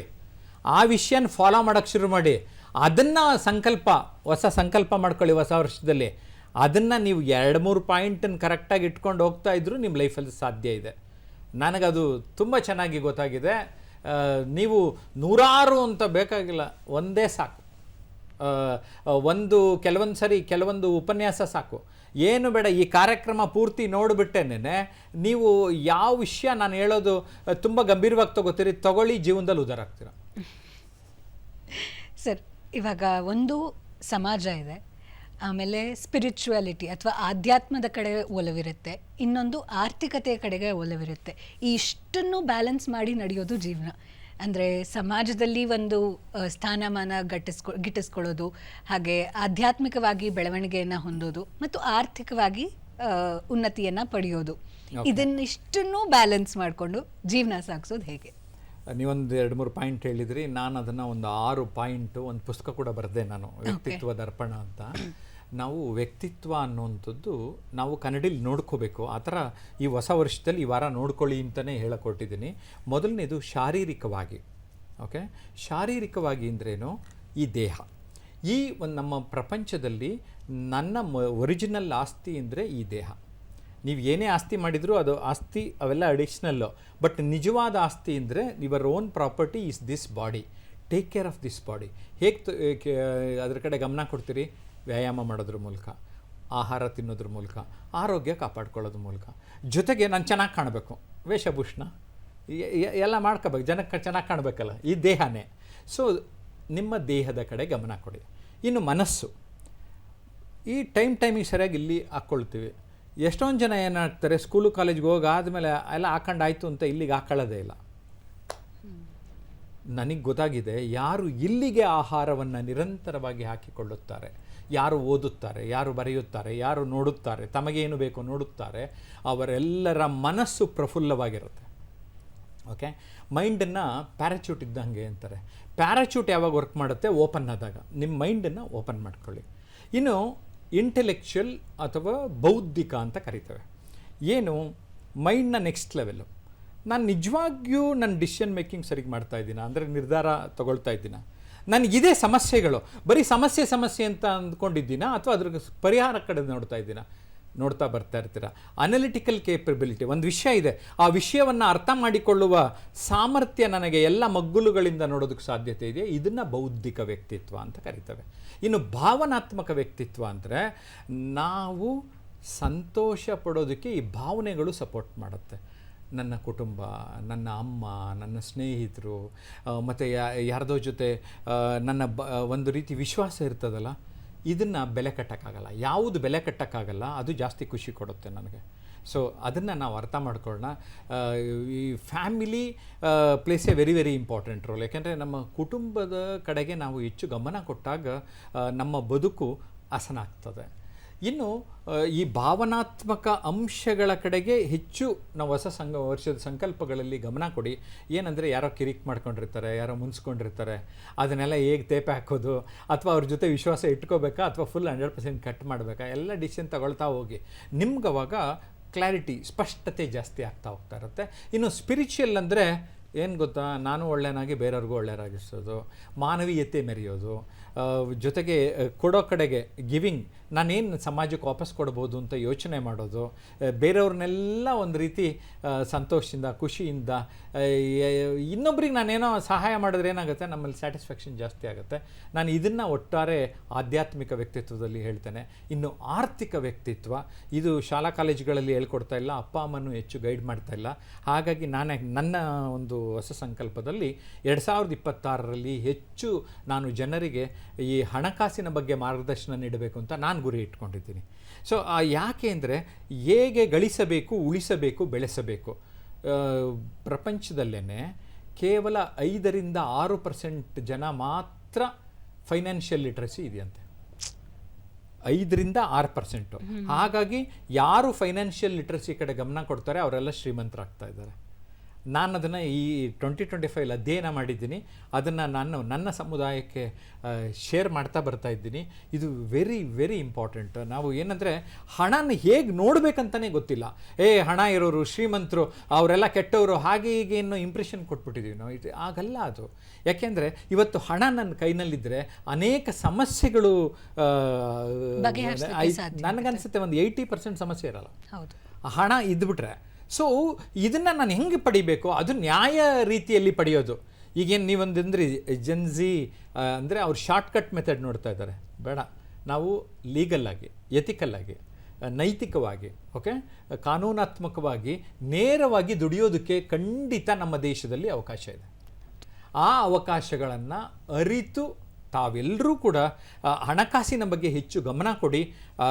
ಅದೇ ರೀತಿ ನಿಮ್ಮ ಮಕ್ಕಳಿಗೆ ಚಿಕ್ಕಂದಿನಿಂದನೇ ಹೇಳಿಕೊಡಿ. ಕೆಲವರು ಏನು ಮಾಡ್ತಾರೆ ಅಂದರೆ ಸುಮ್ಮನೆ ಹಣನ ದುಂದು ವೆಚ್ಚ ಮಾಡೋಕ್ಕೆ ಕೊಟ್ಬಿಟ್ಟು ಮಕ್ಕಳಿಗೆ ಮೌಲ್ಯನೇ ಇಲ್ಲದೆ ಇರೋ ಹಂಗೆ ಮಾಡಿಬಿಡ್ತಾರೆ. ಆ ಥರನೂ ಮಾಡಬಾರ್ದು. ಹಾಗಂದ್ಬಿಟ್ಟು ತೀರಾ ಅವ್ರನ್ನ ತುಂಬ ಜಿಪುಣದಲ್ಲೂ ಇರಬಾರ್ದು. ಅದನ್ನು ತುಂಬ ಬ್ಯಾಲೆನ್ಸ್ ಮಾಡೋದೇ ಪೇರೆಂಟ್ಸ್ನ ತುಂಬ ತುಂಬ ಮುಖ್ಯವಾದ ವಿಚಾರ. ಹಾಗಾಗಿ ಈ 6 ಅಂಶಗಳನ್ನು ಇನ್ನು 4 ಅಂಶದ ಜೊತೆಗೆ ತಾಳೆ ಮಾಡ್ಕೊಳ್ಳಿ ಅಂತೀನಿ. ಏನು ಅಂದರೆ ಕರೆ ನೋಡ್ಕೊಂಡೆ ಮಾಡೋಣ. ಓಕೆ, ಜೀವಿತ ಅವರು ಅರಸೀಕೆರೆಯಿಂದ ಕರೆ ಮಾಡಿದ್ದಾರೆ. ನಮಸ್ಕಾರ, ನಿಮ್ಮ ಪ್ರಶ್ನೆ ಕೇಳಿ. ಸರ್ ನಮಸ್ತೆ. ಸರ್ ನಾನು ದಪ್ಪ ಇದ್ದೀನಿ, ಬಟ್ ಡೈಲಿ ಮೋಟಿವೇಶನ್ ಸಿಗ್ತಿಲ್ಲ ಸರ್. ದಪ್ಪ ಸಣ್ಣ ಅವೆಲ್ಲ ನೋಡ್ಬೇಕಾದ್ರೆ ಇರೋದು, ನಾನೊಂದು ಕೀಳರಿಮೆ ಅಂತಲೇ ಒಂದು ಪುಸ್ತಕ ಬರೆದೆ. ಈಗ ಸಣ್ಣಗಿರೋದು ದಪ್ಪಗಿರೋದು ಕೆಲವು ಸರಿ ಜೀನ್ಸಿಂದನೂ ಬರುತ್ತೆ, ಹೆರಿಡಿಟ್ರಿಯಿಂದ ಬರುತ್ತೆ ಅಲ್ವಾ. ನಾನು ಅನನ್ಯತೆ ಅರಿಯಲ್ಲಿ ಒಂದು ಚಾಪ್ಟರ್ ಬರೆದೆ. ಏನಂದರೆ ಸ್ವೀಕಾರ ಮನೋಭಾವ ಅಂತ. ನಾವು ಹೆಂಗಿರ್ತೀವಿ ಹಂಗೆ ಅಕ್ಸೆಪ್ಟ್ ಮಾಡಿಬಿಡ್ಬೇಕು. ನಿಮಗೆ ಗೊತ್ತಿದೆಯಾ ಜೀವಿತವ್ರೆ, ಕೆಲವು ದೇಶದಲ್ಲಿ ನಾವು ತುಂಬ ಬೆಳ್ಳಗಿದ್ದೀವಿ, ಕರ್ರಗಾಗಬೇಕು ಅಂತ ಬೀಚ್ ಮೇಲೆ ಮಲಿಕತ್ತಾರಂತೆ. ನಾನು ಅವ್ರದ್ದು ಟಾರ್ಗೆಟ್ ಏನು ಅಂದರೆ ನಾನು ಸ್ವಲ್ಪ ಕರ್ರಗಾಗಬೇಕು ಅಂತ. ಯಾಕೆಂದರೆ ಅವ್ರು ತುಂಬ ಬೆಳ್ಳಗಿರೋದೇ ಅಲ್ಲಿ ಪ್ರಾಬ್ಲಮ್. ಸರ್, ತುಂಬ ದಪ್ಪಗಿರೋರು, ಆ್ಯಕ್ಟಿವ್ ಆಗಿರೋರನ್ನ ಸುಮಾರು ಜನ ನಾನು ನೋಡಿದ್ದೀನಿ. ಸೊ ಎಲ್ಲವೂ ನಿಮ್ಮ ಮೈಂಡ್ ಸೆಟ್ ಸರಿ ಮಾಡ್ಕೊಂಬಿಟ್ರೆ ಆಮೇಲೆ ಇವತ್ತೇನು ಏನೇನೋ ಬಂದುಬಿಟ್ಟಿದೆ. ನಿಮ್ಗೆ ಆರೋಗ್ಯಕ್ಕೆ ತೊಂದರೆ ಇಲ್ಲದೆ ಇರೋಂಗೆ ಏನೇನು ರಿಪೇರಿ ಮಾಡಿಸ್ಕೋಬೇಕು, ಸರಿ ಮಾಡಿಸ್ಕೋಬೇಕು, ಸ್ವಲ್ಪ ನೋಡಿಬಿಟ್ಟು ಕಡಿಮೆ ಮಾಡ್ಕೊಳ್ಳೋಕ್ಕೆ ಟ್ರೈ ಮಾಡಿ. ನಿಮ್ಮ ಮನಸ್ಸನ್ನು ಬದಲಾಯಿಸ್ಕೊಳ್ಳಿ. ಫಸ್ಟ್ ನೀವು ಇದ್ದೀರಿ, ಅಕ್ಸೆಪ್ಟ್ ಮಾಡಿಬಿಡಿ. ಓಕೆ, ನಾವು ಇಂಥ ಅಪ್ಪ ಅಮ್ಮನ ಮಕ್ಕಳಾಗೆ ಇರಬೇಕು ಅಂತ ನಾವೇನಾದ್ರು ಅರ್ಜಿ ಹಾಕ್ಕೊಳ್ಳೋದಿದ್ರೆ ಅವೆಲ್ಲ ಮಾಡ್ಬೋದಿತ್ತು. ಆ ಅವಕಾಶ ಇಲ್ಲ. ಭೂಮಿ ಮೇಲೆ ಬಂದುಬಿಡ್ತೀವಿ. ಬಂದಿರೋದನ್ನು ನಾವು ಅಕ್ಸೆಪ್ಟ್ ಮಾಡಿಬಿಡ್ಬೇಕು. ಈಗ ಕೆಲವರು ಗಂಡಸರು ಹೆಂಗಸರು ನನಗೆ ಅಕ್ಸೆಪ್ಟ್ ಮಾಡ್ಕೊಳ್ಳಲ್ಲ, ಅದಕ್ಕೆ ಕೆಲವು ದೇಶದಲ್ಲೆಲ್ಲ ಲಿಂಗ ಎಲ್ಲ ಚೇಂಜ್ ಮಾಡ್ಕೊಂಬಿಟ್ರು. ಯಾಕೆ ಅಂದರೆ ಅವ್ರು ಅಕ್ಸೆಪ್ಟ್ ಮಾಡ್ಕೊಂಡಿಲ್ಲ. ನಾನು ದಪ್ಪಗಿದ್ದೀನಿ, ಅಕ್ಸೆಪ್ಟ್ ಮಾಡ್ಕೊಳ್ಳಿ. ಕರ್ರಗಿದ್ದೀನಿ, ಅಕ್ಸೆಪ್ಟ್ ಮಾಡ್ಕೊಳ್ಳಿ. ತಲೆಯಲ್ಲಿ ಕೂದಲು ಉದುರೋಯ್ತು, ಓಕೆ ಫೈನ್. ನಾನು ಅಕ್ಸೆಪ್ಟ್ ಮಾಡ್ಕೊಂಡ್ರೆ ಸಮಸ್ಯೆ ಜಾಸ್ತಿ ಬರಲ್ಲ. ನಾನು ಅಕ್ಸೆಪ್ಟ್ ಮಾಡ್ಕೊಳ್ಳಲ್ಲ. ಅವ್ರೇನು ಅನ್ಕೊತಾರೋ ಇವ್ರೇನು ಅನ್ಕೊತಾರೋ ಹಿಂಗೆ ನರಳು ಬಿಡ್ತೀವಿ. ದಯವಿಟ್ಟು ನರಳಬೇಡಿ, ಖುಷಿಯಿಂದ ಇರಿ. ಯಾಕೆಂದರೆ ಎಷ್ಟು ಜನ ಏನು ತಿಂದರೂ ದಪ್ಪ ಆಗಲ್ಲ ರೀ, ಆ ಥರ ಯೋಚನೆ ಮಾಡಿ. ನಾನು ನೋಡಿದ್ದೀನಿ ಕೆಲವರು, ಸಾರ್ ಒಂಚೂರು ದಪ್ಪ ಆಗ್ತಾ ಇಲ್ಲ ಅಂತಾರೆ. ಸೊ ಅವ್ರವ್ರ ಸಮಸ್ಯೆ. ಫಸ್ಟ್ ನಾವು ಇರೋದನ್ನು ಅಕ್ಸೆಪ್ಟ್ ಮಾಡಬೇಕು ಅಂತ ಇಲ್ಲಿ ಹೇಳಕ್ಕೆ ಇಷ್ಟಪಡ್ತೀನಿ. ಓಕೆ ಸರ್, ಮತ್ತೊಂದು ಕರೆ ಇದೆ. ಬಾಬುರಾವ್ ಕುಲಕರ್ಣಿ ಅವರು ವಿಜಯಪುರದಿಂದ ಕರೆ ಮಾಡಿದ್ದಾರೆ. ನಮಸ್ಕಾರ, ನಿಮ್ಮ ಪ್ರಶ್ನೆ ಕೇಳಿ. ಇವರು ನಮ್ಮ ಚಂದನದ ಓಲ್ಡ್ ಕಾಲರ್. ಹೌದು. ಹೇಳಿ ಬಾಬುರಾವ್ ಕುಲಕರ್ಣಿ ಅವರೇ. ನಮಸ್ಕಾರ. ತಮ್ಮನ್ನು ಬಹಳ ದಿನಗಳ ನಂತರ ಹೊಸ ವರ್ಷದೊಂದೇ ನೋಡ್ತಾ ಇರೋದಕ್ಕೆ ಸಂತೋಷವಾಯಿತು. ಕುಲಕರ್ಣಿ ಅವರೇ, ನಿಮ್ಮ ಜೀವನೋತ್ಸಾಹ ನಾನು ಮೆಚ್ಚಲೇಬೇಕು. ನೀವು ಕೂಡ ಸುಮಾರು 25-30 ವರ್ಷದಿಂದ ನಿರಂತರವಾಗಿ ಚಂದನ ಟಿವಿನ ನೋಡಿ ಕರೆ ಮಾಡ್ತಾ ಇರ್ತೀರಿ. ಆ ಉತ್ಸಾಹ ಹೆಚ್ಚಿನ ಜನರಿಗಿಲ್ಲ. ಮೊದಲನೇದಾಗಿ ನಿಮ್ಗೆ ಅಭಿನಂದನೆ ಹೇಳ್ತೀನಿ. ಪ್ರಶ್ನೆ ಕೇಳಿ. ಆಮೇಲೆ ಇನ್ನೊಂದು ವಿಷಯ ಅಂದ್ರೆ, ನನಗೀಗ 75 ವರ್ಷ. ನೀವು ಏನು ಹೇಳ್ತಾ ಇದ್ದೀರಿ ಅದೇ ದಾರಿಯಲ್ಲಿ ನಾನು ನಡೀತಾ ಬಂದಿರೋದರಿಂದ ನಾನು ಸಂಪೂರ್ಣವಾಗಿ ಯಶಸ್ವಿಯಾಗಿದ್ದೇನೆ. 75 ವರ್ಷವಾದರೂ BP ಇಲ್ಲ, ಶುಗರ್ ಇಲ್ಲ, ಯಾವುದೇ ಒಂದು ಕೆಟ್ಟ ಹವ್ಯಾಸಗಳಿಲ್ಲ. ಒಳ್ಳೆ ರೀತಿಯಿಂದ ಒಂದು ಒಳ್ಳೆ ರೀತಿಯಿಂದ ಬಂದದ್ದರಿಂದ ನಾನು ಬೇರೆಯವರಿಗೆ ರೋಲ್ ಮಾಡಲಾಗಿದೆ. ಎಸ್, ನಿಮ್ಮ ಅನುಭವನ ಹಂಚ್ಕೊಂಡ್ರಿ. ಪ್ರಶ್ನೆ ಏನಾದ್ರು ಇದೆಯಾ? ಪ್ರಶ್ನೆ ಅಷ್ಟೇ, ತಮ್ಮ ಮಾತುಗಳು ನಮ್ಮ ಕೇಳುಗರ ಜೀವನದಲ್ಲಿ ಒಳ್ಳೆಯ ಭಾವನೆಗಳನ್ನ, ಒಳ್ಳೆಯ ಮಾರ್ಗವನ್ನು ತರುವಂತಾಗಿದೆ ಅಂತ, ಒಳ್ಳೆಯ ಬೆಳಕನ್ನು ನೀಡುವಂತಾಗಿದೆ ಅಂತ ಆಲೋಚಿಸ್ತಾರೆ. ಬಾಬುರಾವ್ ಕುಲಕರ್ಣಿ ಅವರೇ, ನಿಮಗೆ ನಾನು ಯಾಕೆ ಅಭಿನಂದಿಸ್ತೆ ಅಂದರೆ, 25-30 ವರ್ಷದಿಂದ ನಿರಂತರವಾಗಿ ಚಂದನ ಕಾರ್ಯಕ್ರಮಗಳನ್ನು ನೋಡುವುದರ ಮೂಲಕ, ಕರೆ ಮಾಡುವುದರ ಮೂಲಕ ಆ ಒಂದು ನಿರಂತರ ಆಸಕ್ತಿ ಇಟ್ಕೊಂಡಿದ್ದಾರಲ್ಲ. ಪ್ರಶ್ನೆ ಕೇಳೋದು ತುಂಬ ಮುಖ್ಯ. ನಮ್ಮ ಜೀವನದಲ್ಲಿ ನಮಗೆ ನಾವೇ ಪ್ರಶ್ನೆ ಕೇಳ್ಕೋಬೇಕು. ಆವಾಗ ನಿಮ್ಗೆ ಯಾವ ಸಂಕಲ್ಪ ಇಟ್ಕೋಬಹುದು ಅಂತ ಗೊತ್ತಾಗುತ್ತೆ. ಸೊ ಬಾಬುರಾವ್ ಕುಲಕರ್ಣಿ ಅಂತವ್ರನ್ನ ನೋಡಿದಾಗ ನನಗೆ ಹೀಗೆ ಅನ್ಸುತ್ತೆ. ಹೌದು. ಮತ್ತೆ 4 ಆಯಾಮಗಳನ್ನ ನೀವು ಹೇಳಲಿಕ್ಕೆ ಹೊರಟಿದ್ದೀರಿ. ಹೌದು, 4 ಆಯಾಮ ಏನು ಅಂದರೆ, ಮೊದಲನೇ ಆಯಾಮ ನಾನೇ, ನನ್ನ ಬಗ್ಗೆ ನಾನು ಆಲೋಚನೆ ಮಾಡೋದು. ನಾವು ಟೈಮಲ್ಲಿ ಮೀ ಟೈಮ್ ಅಂತ ಹೇಳಿದಾಗೆ, ನಿಮ್ಮ ಲೈಫಲ್ಲಿ ಬೇರೆಯವ್ರ ಬಗ್ಗೆ ಎಲ್ಲ ತಲೆ ಕೆಡಿಸ್ಕೋತೀರಿ. ನಿಮ್ಮ ಬಗ್ಗೆ ನೀವೆಷ್ಟು ತಲೆ ಕೆಡಿಸ್ಕೊಂಡಿದ್ದೀರಿ, ನಿಮ್ಮನ್ನು ನೀವೆಷ್ಟು ಅರ್ಥ ಮಾಡ್ಕೊಂಡಿದ್ದೀರಿ. ವಿವೇಕಾನಂದರು ತುಂಬ ಒಂದು ಒಳ್ಳೆ ಮಾತು ಹೇಳ್ತಾರೆ, ಪ್ರಪಂಚದಲ್ಲಿ ನಾವು ಒಬ್ಬ ಅತ್ಯದ್ಭುತ ವ್ಯಕ್ತಿಯನ್ನು ಮರೆತು ಬಿಡುತ್ತೇವೆ, ಆ ವ್ಯಕ್ತಿಯ ಕಡೆ ಗಮನ ಕೊಡಿ, ಅದು ನೀವೇ ಅಂತ ಹೇಳ್ತಾರೆ. ನಾವು ನಮ್ಮ ಕಡೆ ಗಮನ ಕೊಡಬೇಕು. ನಿಮ್ಮ ಇಷ್ಟ ಏನು, ನಿಮ್ಮ ಸ್ವಾಟ್ ಅನಾಲಿಸಿಸ್ ಇದೆಯಲ್ಲ, ನಿಮಗೆ ಮಾಡಿಕೊಳ್ಳುವಂಥದ್ದು. ಬದುಕಿನಲ್ಲಿ ನೀವು ಪ್ರಥಮ, ನಿಮ್ಮ ಸುತ್ತಮುತ್ತ ಏನೋ ಬರುತ್ತೆ. ಹಾಗಾದರೆ ಎರಡನೇ ಆಯಾಮ, ಅಲ್ಲಿ ಕುಟುಂಬ ಬರುತ್ತೆ. ಆ ಕುಟುಂಬದವರ ಜೊತೆಗೆ ನಾವು ವಿಶ್ವಾಸದಿಂದ ಇರೋದು, ಅವರಿಗೆ ಪ್ರೀತಿ ಕೊಡೋದು, ಕುಟುಂಬ ಮುಖ್ಯವಾಗಿರುವಂಥದ್ದು. ತದನಂತರ ಏನಾಗ್ತದೆ ಅಂದರೆ, ನಾವು ಯಾವುದೋ ಕೆಲಸ ಮಾಡ್ತಾ ಇರ್ತೀವಿ ಅಥವಾ ಯಾವುದೋ ಒಂದು ವೃತ್ತಿ ಜೊತೆ ಇರ್ತೀವಿ. ಆ ವೃತ್ತಿ ಮತ್ತು ಕೆಲಸದ ಜೊತೆಗೆ ನಮ್ಮ ಬದುಕನ್ನು ನಾವು ಹೇಗೆ ಎಣೆದುಕೊಳ್ಳೋದು. ಹಾಗೆಯೇ 4ನೆಯದು ಸಮಾಜದ ಜೊತೆ. ಸೊ ನಾನು ಮುಂಚೆ ಹೇಳಿದ 6 ಅಂಶಗಳನ್ನು ಈ 4 ಅಂಶದ ಜೊತೆಗೆ ತಾಳೆ ಹಾಕಿಕೊಂಡು ನೀವೊಂಥರ ಪರ್ಮುಟೇಷನ್ನು, ಕಾಂಬಿನೇಷನ್ನು ಮಾಡ್ತಾ ಇದ್ದರೆ ನಿಮಗೆ ಒಳಿತಾ ಹೋಗ್ತಾ ಇರುತ್ತೆ. ಹೌದಲ್ಲ, ನಾನು ಯಾವ ಸಂಕಲ್ಪವನ್ನು ಈ 2026ಗೆ ಇಟ್ಕೋಬೋದು ಅಂತ ಗೊತ್ತಾಗ್ತಾ ಹೋಗುತ್ತೆ. ಯಾಕೆ ಸಮಾಜಮುಖಿಯಾಗಿರ್ಬೇಕಂದ್ರೆ, ಈ ಸಮಾಜದ ಒಂದು ಭಾಗ ನಾವು. ಈ ಸಮಾಜಕ್ಕೂ ನಮ್ಮಿಂದ ಏನೋ ಒಂದು ಕೊಡಬೇಕು. ಅದು ಏನು ಕೊಡುತ್ತೀರಿ ನೀವೇ ಆರಿಸಿಕೊಳ್ಳಿ. ಸರ್, ಮತ್ತೊಂದು ಕರೆ ಇದೆ. ಲಾವಣ್ಯ ಅವರು ಚಿಕ್ಕಬಳ್ಳಾಪುರದಿಂದ ಕರೆ ಮಾಡಿದ್ದಾರೆ. ನಮಸ್ಕಾರ ಲಾವಣ್ಯ, ಪ್ರಶ್ನೆ ಕೇಳಿ. ನಮಸ್ತೆ ಮ್ಯಾಮ್. ನಿಮ್ ಸಂದರ್ಶನ ತುಂಬಾ ಚೆನ್ನಾಗಿ ಬರ್ತಾ ಇದೆ. ಈವನ್ ನಿಮ್ ನಿರೂಪಣೆ ಸರ್ ಹೇಳ್ತಾ ಇರೋದು ತುಂಬಾ ಇಷ್ಟ ಆಗ್ತಿದೆ ನನ್ಗೆ, ಅದಕ್ಕೆ ಕಾಲ್ ಟ್ರೈ ಮಾಡಿದೆ. ನಮಸ್ತೆ ಸರ್. ನಮಸ್ತೆ, ಏನಾದರೂ ಪ್ರಶ್ನೆ ಇದೆಯಾ? ಇದೆ ಸರ್. ಈಗ ನಾನು 22 ವರ್ಷ. ನಂಗೆ ಈಗ ತುಂಬಾ ಕ್ವಶನ್ಸ್ ತಲೆಯಲ್ಲಿ ಬರ್ತಾ ಇದೆ. ಅದ್ರಲ್ಲಿ ಒಂದ್ ಕ್ವಶನ್ ಏನಂದ್ರೆ, ಮನುಷ್ಯನ್ಗೆ ನಾನು ನಂದು ಅನ್ನೋದು ಇರ್ಬೇಕು, ಬಟ್ ಅದು ಅತಿ ಆಗ್ದಿರ ಹೇಗ್ ಕಂಟ್ರೋಲ್ ಮಾಡ್ಕೋಬೇಕು ಅನ್ನೋದು ನನ್ನ ಪ್ರಶ್ನೆ. ಹೌದು, ನಾನು ನನ್ನದು ಅಂದರೆ ಅದು ಅಹಂ. ಓಕೆ, ನಾನು ಜಯಪ್ರಕಾಶ್, ನಾನೊಬ್ಬ ಮಾರ್ಗದರ್ಶಕ, ನಾನೊಬ್ಬ ತರಬೇತುದಾರ, ನಾನೊಬ್ಬ ಲೇಖಕ, ಇದು ಅಭಿಮಾನ. ನಾನೇನು ಹೇಳ್ತೀನಿ ಅಂದರೆ ಈ ಅಹಂನಿಂದ ಅಭಿಮಾನದೆಡೆಗೆ ಬನ್ನಿ ಅಂತ. ಅಹಮು ನಾನೇ ಅಂತ ಬೇಡ, ನಾನು ಹೇಳ್ಕೊಬೋದು. ಈಗ ಅರ್ಥ ಆಯ್ತಾ ನಿಮಗೆ? ಇದು ಈಗೋ ಅಂತೀವಿ ಅಹಂನ.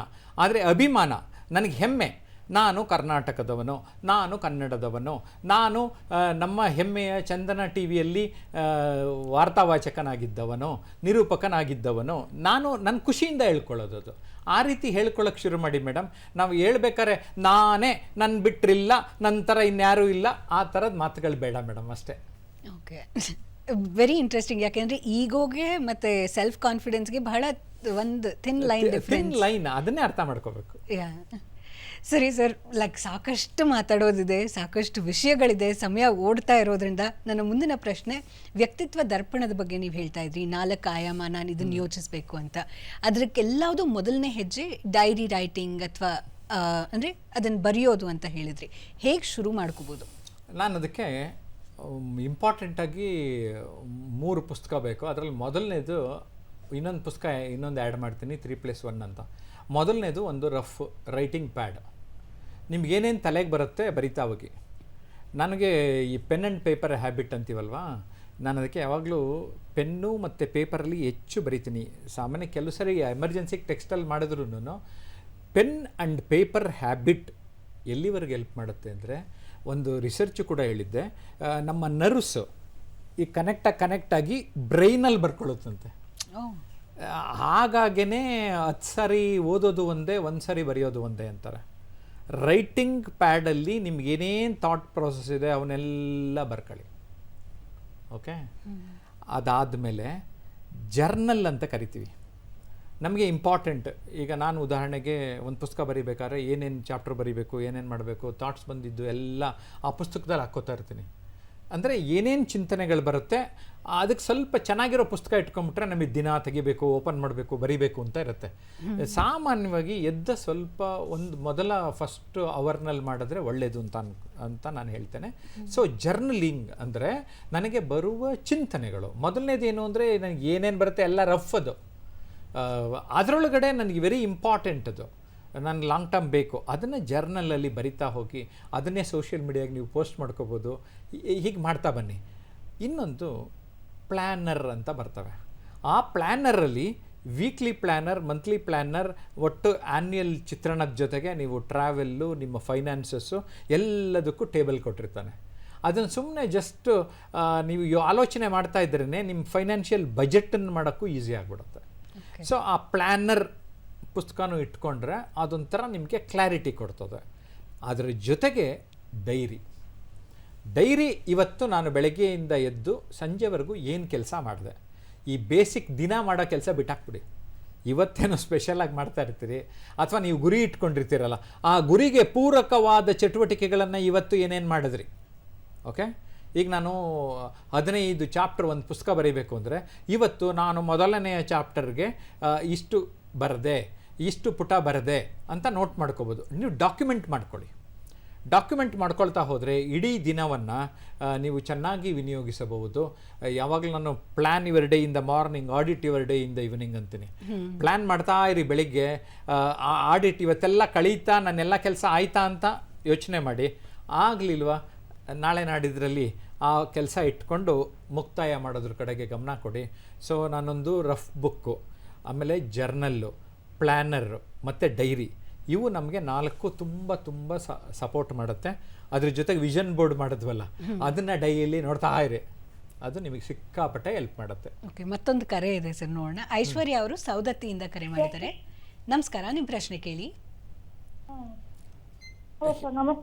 ನಮಸ್ಕಾರ, ಹೇಳಿ ಐಶ್ವರ್ಯ. ಸರ್, ನಾನು PCPSI ಓದ್ತಾ ಇದ್ದೀನಿ, ಮಾಡ್ತಾ ಇದ್ದೀನಿ. ಏಜ್ ಬಂದು 24 ಏಜ್. ಸರ್, ಧನಾತ್ಮಕವಾಗಿ ಯಾವ ತರ ಇರಬೇಕು?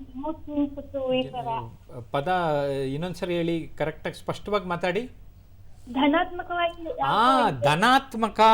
ಓಹೋ, ಐಶ್ವರ್ಯ ಹೆಸರಿದೆ, ಎಲ್ಲರಿಗೂ ಐಶ್ವರ್ಯ ಬೇಕು ಅಂತಾರೆ. ಐಶ್ವರ್ಯಕ್ಕೆ ಮತ್ತೊಂದು ಪದ ಧನ. ಆದರೆ ಇವರು ಕೇಳ್ತಾ ಇದ್ದಾರೆ ಧನಾತ್ಮಕ ಅಂಶ ಅಂತ, ಅದು ಪಾಸಿಟಿವ್ ಅಂತ ಕರಿತೀವಿ, ಋಣಾತ್ಮಕ ನೆಗೆಟಿವ್ ಅಂತ ಕರಿತೀವಿ. ನಾನು ಸರಳವಾಗಿ ಹೇಳಬೇಕಂದ್ರೆ, ಲೋಟ ಕೊಡಿ ಒಂದು ನಿಮಿಷ. ನಾವು ಈ ಲೋಟದಲ್ಲಿ ಅರ್ಧ ನೀರು ತುಂಬಿದೆಯಾ ಇದೆಯಾ? ನಾನು ಧನಾತ್ಮಕ, ನಾನು ನೆಗೆಟಿವ್ ಅಂತ ಅಂದರೆ ಯೋಚನೆ ಮಾಡ್ತೀನಿ, ಏನು ಗೊತ್ತಾ ಸರ್, ಏನು ಸರ್ ಅರ್ಧ ಲೋಟ ಖಾಲಿ ಇದೆಯಲ್ಲ ಸರ್, ಖಾಲಿ ಇದೆಯಲ್ಲ ಅಂತ ಯೋಚನೆ ಮಾಡ್ತಾ ಇರ್ತೀವಿ. ಇದನ್ನು ಋಣಾತ್ಮಕ.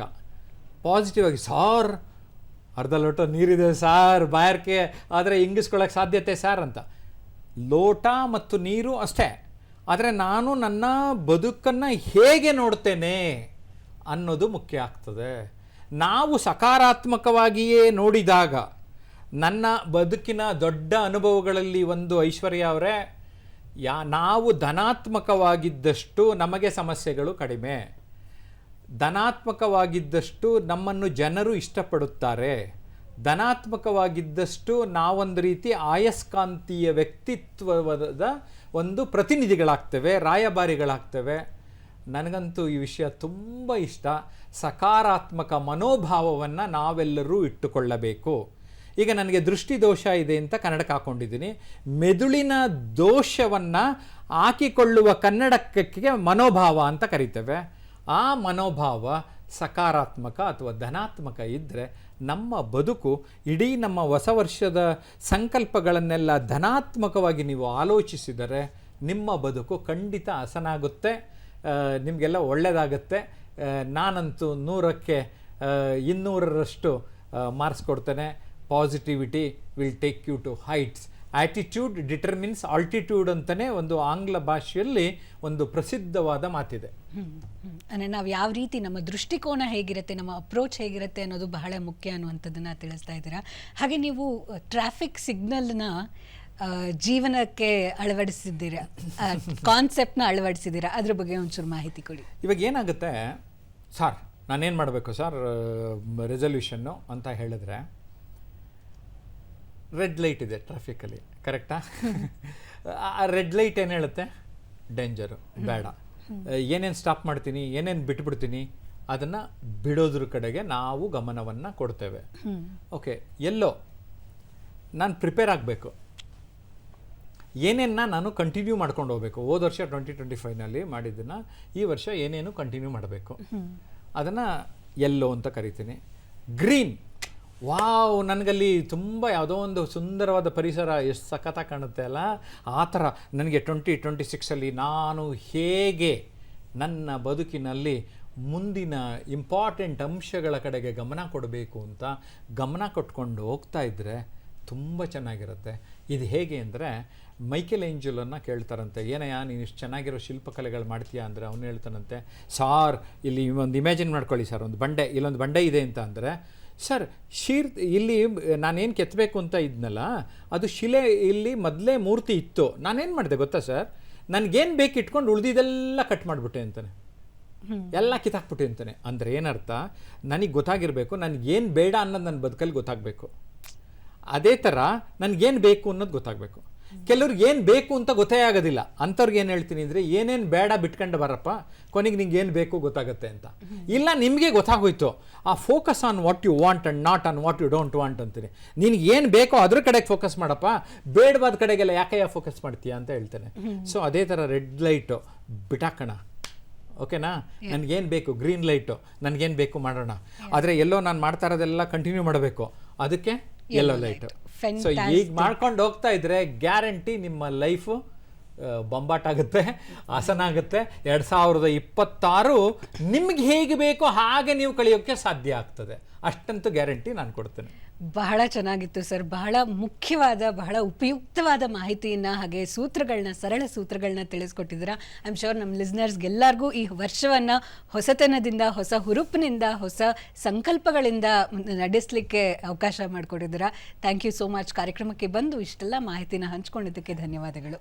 ಮೇಘನಾ ಅವ್ರಿಗೆ ಹಾಗೂ ತೆರೆಯ ಹಿಂದಿರುವ ಎಲ್ಲ ಆತ್ಮೀಯರಿಗೂ ಕೂಡ ಧನ್ಯವಾದಗಳು. ವೀಕ್ಷಕರೇ, ಸಂಕಲ್ಪ ಖಂಡಿತ ಈ ಕಾರ್ಯಕ್ರಮ ಏನಾರು ಮಧ್ಯದಿಂದ ನೋಡಿದ್ರೆ ಮತ್ತೆ ಮೊದಲಿಂದ ನಮ್ಮ ಯೂಟ್ಯೂಬಲ್ಲಿ ಸಿಗುತ್ತೆ, ಖಂಡಿತ ನೋಡಿ. ಒಂದು ಸರಿ ಅರ್ಥ ಆಗಲಿಲ್ಲ ಅಂದರೆ 2 ಸಾರಿ 3 ಸಾರಿ ನೋಡಿ, ಡೆಫಿನೆಟಾಗಿ ನಿಮಗೆ ಲಾಭ ಆಗುತ್ತೆ. ಮತ್ತೊಂದು ಸರಿ ಹೊಸ ವರ್ಷದ ಶುಭಾಶಯಗಳನ್ನು ಕೋರ್ತೇನೆ. ಧನ್ಯವಾದ.